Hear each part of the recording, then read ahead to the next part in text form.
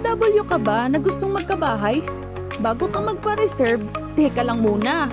Dahil minsan sa sobrang excited natin, napapahamak tayo sa maling property.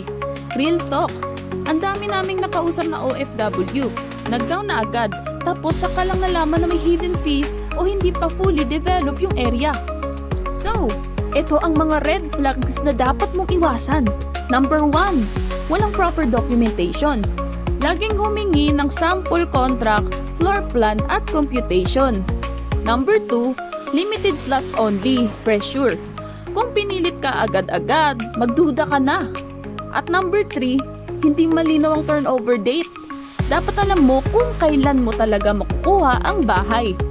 At higit sa lahat, number 4, walang legit developer or license to sell. Check mo sa HLURB or SEC kung registered. Kabayan, ang bahay hindi lang investment. Peace of mind yan. Dito sa Sabia Parkway sa Tanza, Cavite, transparent kami sa lahat.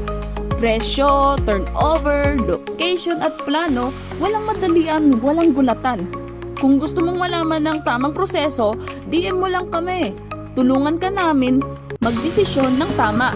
Hindi lang dahil may budget ka, kundi dahil deserve mo makauwi sa tamang bahay.